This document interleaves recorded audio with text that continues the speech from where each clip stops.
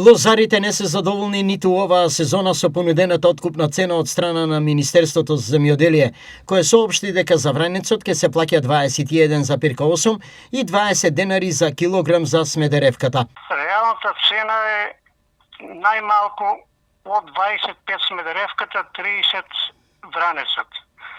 И тоа не е голема цена, али да бидеме спрема винарите што го продаваат наливното вино, пошто 80% го земаат винарите наливно и така да имат рачун да обстанат и винарите, а и ние да обстанеме. За тековата година во 2026 година уште во февруар месец ние изработиме спецификација за цена на грозјето со експерти од Франција, од Италија и агрономи од нашата земја. Минимум цента треба да биде 36 денара производна по килограм грозје. Според лозарите, методологијата за пресметка треба да се коригира од следниве причини. Институтот за земјоделие цената на грозјето ја изработува по начинот и методологијата пропишана од министерот за земјоделие.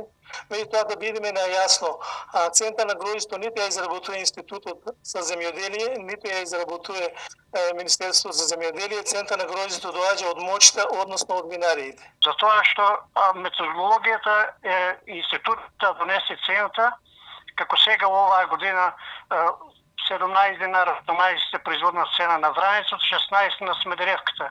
И до заработувачка на лозарите 25%. Тоа е 20% неизлевани 4 денара. Таа методологија треба да биде од 35 до 40% заработувачка од килограм гројзе на лозарот. Решение за долгогодишниот проблем со откупените цени е и либерализација на извозот на винско грозје. Слободен извоз е дозволен од 2016. И гројзето оде во гајба или во цистерна.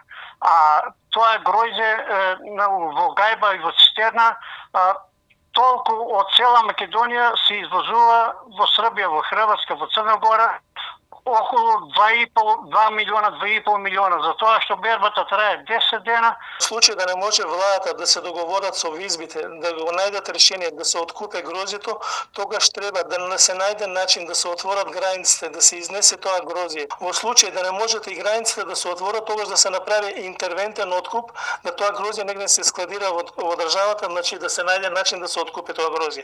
Објавените цени сериозно ги иритираат производителите кои тврдат дека со нив само ќе констатираат уште една неисплатлива сезона и нивна екзистенцијална неизвестност. Македонија годишно произведува околу 120 милиони килограми грозје. Колкава ќе биде годинашнава реколта за сега предвидување нема, но лозијата просечно се во добра состојба.